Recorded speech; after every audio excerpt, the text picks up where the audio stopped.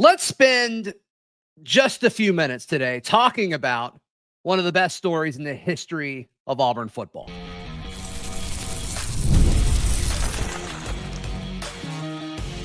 You are Locked On Auburn, your daily podcast on the Auburn Tigers. Part of the Locked On Podcast Network, your team every day.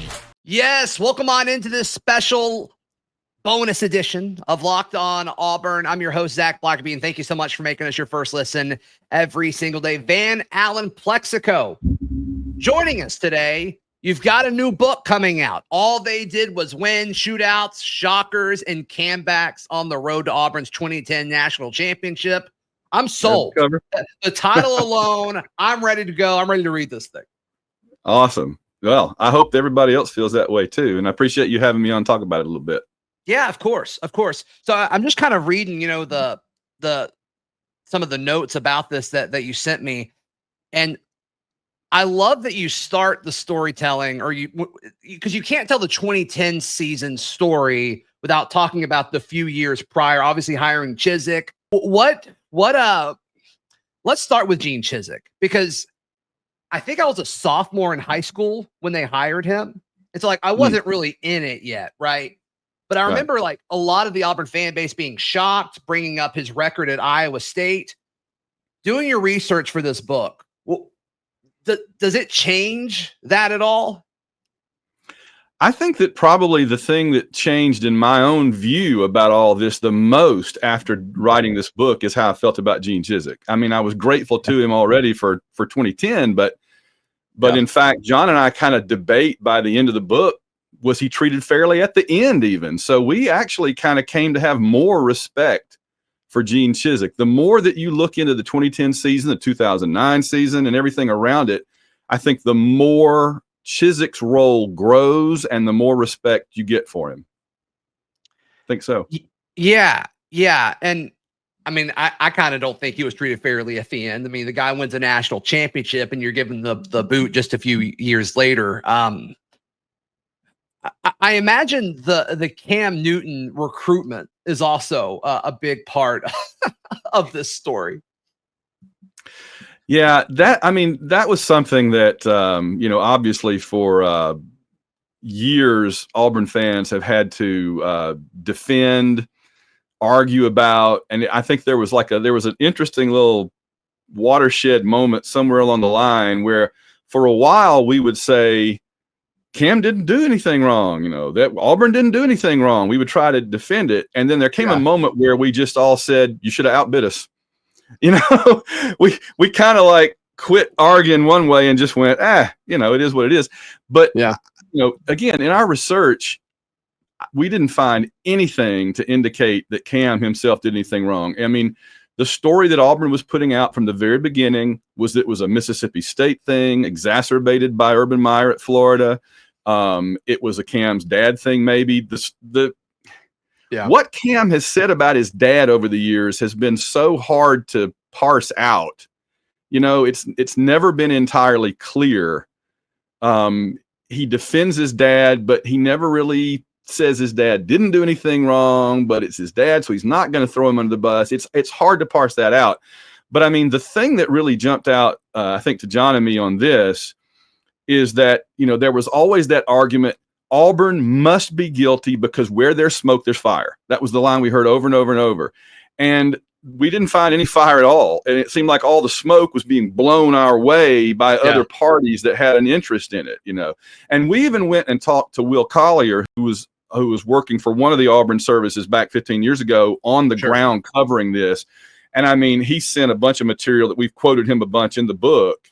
He didn't find anything. In fact, Will was talking about how when people were texting him going, oh my gosh, are they going to ruin our season? And Will's like, relax, there's nothing there. And he was right. So, we go into great detail on it, but I think that honestly, we vindicate Cam and Auburn. I don't think that's a spoiler to say, I mean, you're not going to find us in this book saying Auburn was guilty. We stole. No. Do y'all spend time talking about the decision where, I mean, it seemed like Chizik wasn't going to play him was it the SEC championship game where they were ready to not play him. And then they ended up saying, okay, no, you're fine. You're fine. Yeah. the whole thing popped up 2 or 3 times over the course of the season. It popped up the first time the week of like Chattanooga. And that was the week that we were, right after the Chattanooga game going toward Georgia. And then they started in with the Georgia game. And I mean, Jay Jacobs and Chizik both consistently said, if we thought there was anything there, we would not risk those games by playing him. But that showed just how completely confident they were that they played him. And then for the SEC championship game, what had happened was there was like another thing that came out right before it, and they had no choice but to declare him ineligible so that they could then appeal. And I mean, like within 5 minutes of the appeal going in, the SEC came back and said, yeah, you're good.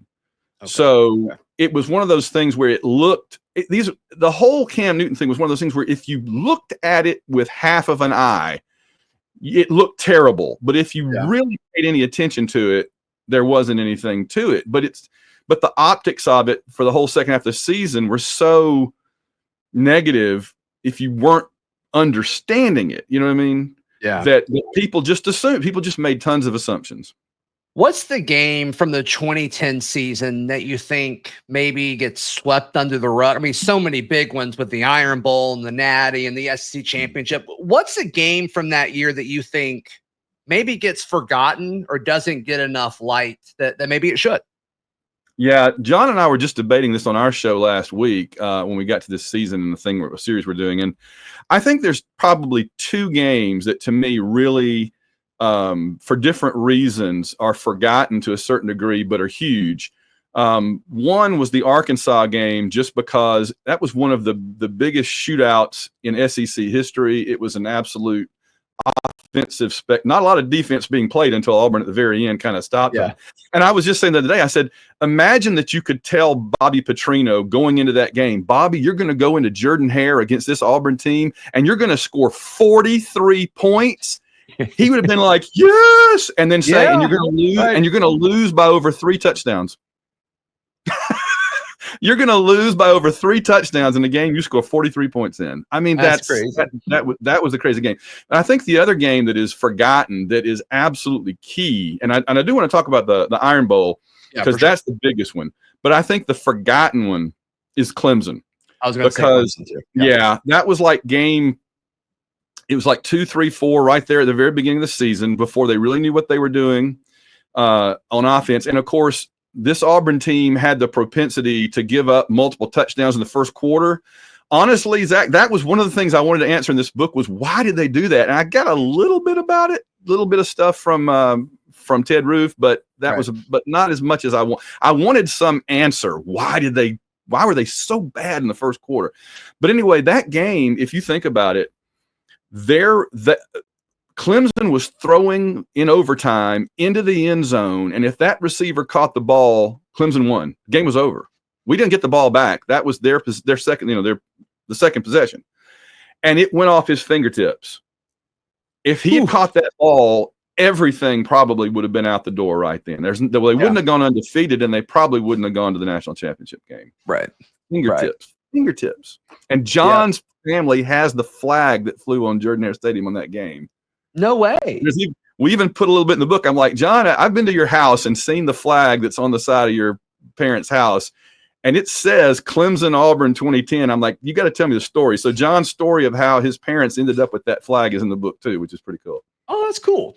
That's cool. Yeah. No, let's talk about, arguably the most important game that season, the 2010 Iron Bowl, the comeback. We'll touch on that in just a second as we are discussing Van Allen Plexico's new book. All they did was win shootouts, shockers, and comebacks on the road to Auburn's 2010 national championship. More next, right here on Locked On Auburn. Today's show brought to you by our friends at Game Time. Game Time is the best place to buy tickets.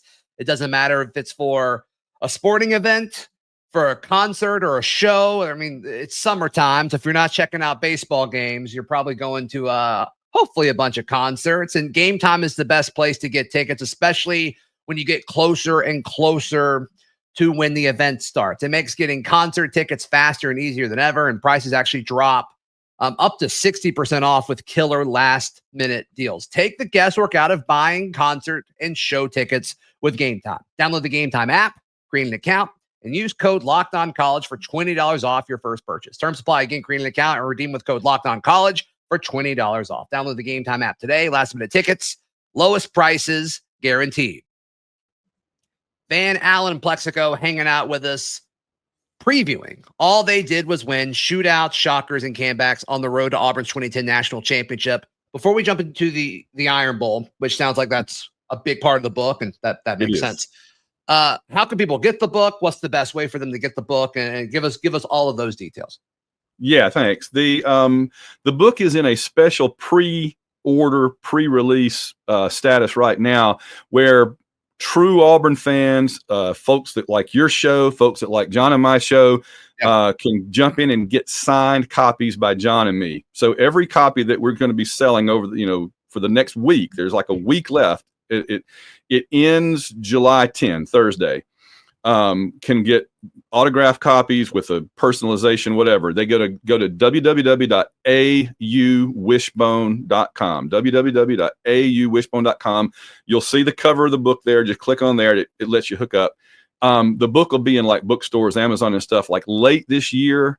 But if you want to go ahead and get them for Christmas presents or for birthday presents, or just because you want a signed copy or whatever, www.auwishbone.com. Yeah, fantastic.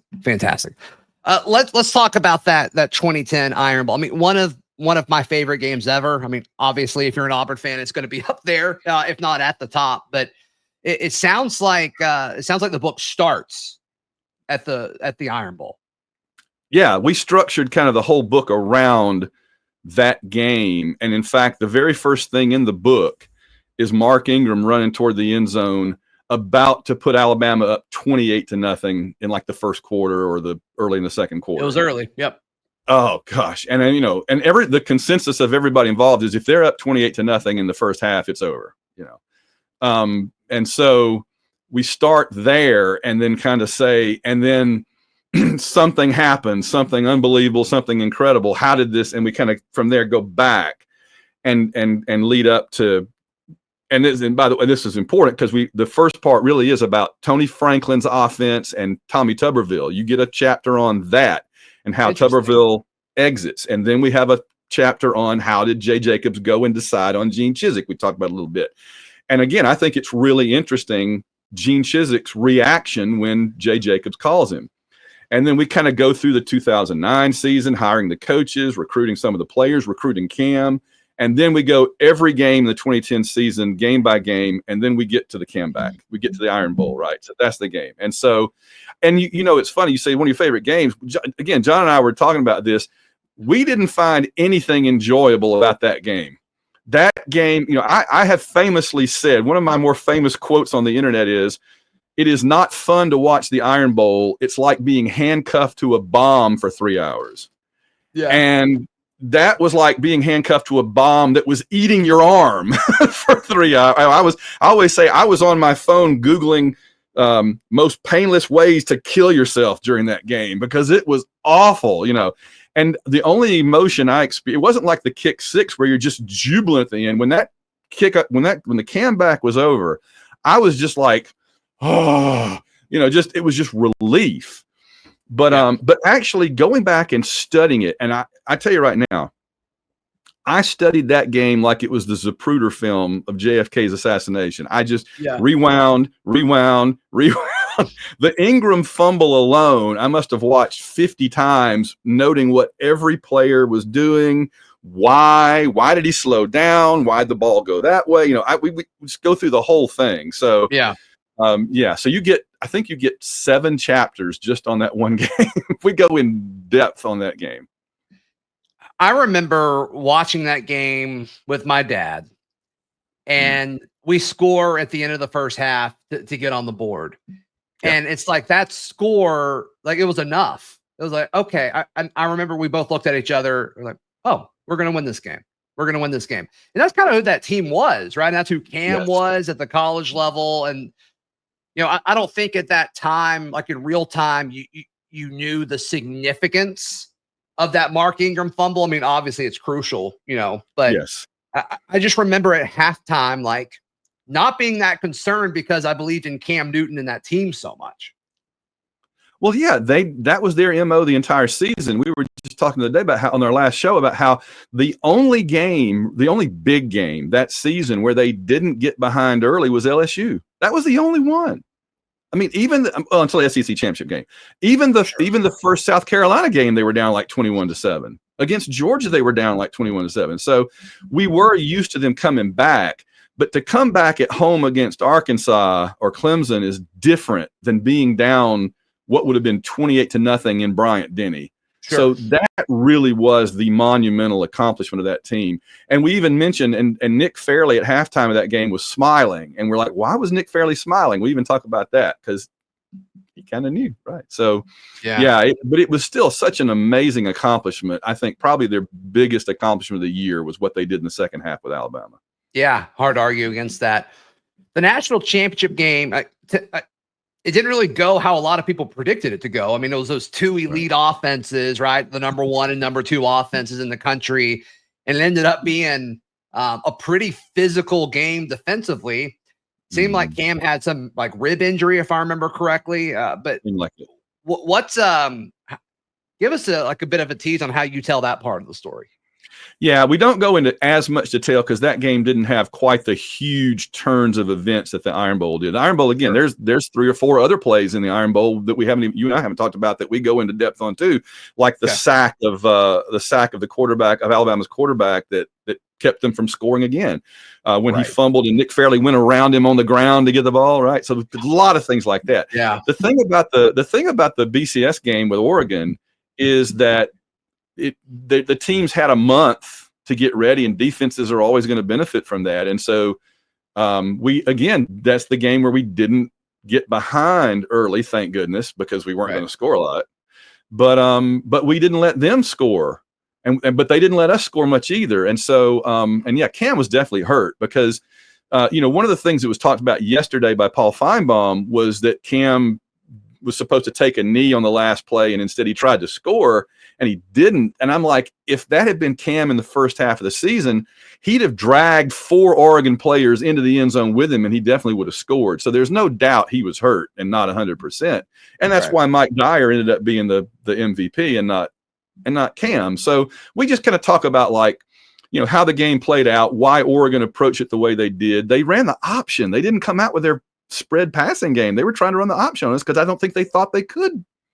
I don't think they thought their quarterback was going to have enough time to do his passing game. They had to get give him options quick. So yeah, there's a lot of that. And then we talk about we did go into the SEC championship game a little bit too, as well as the big celebration back at Auburn. That's kind of where the book ends, is with that big celebration day back in Auburn in mid-January. That was a fun day for sure.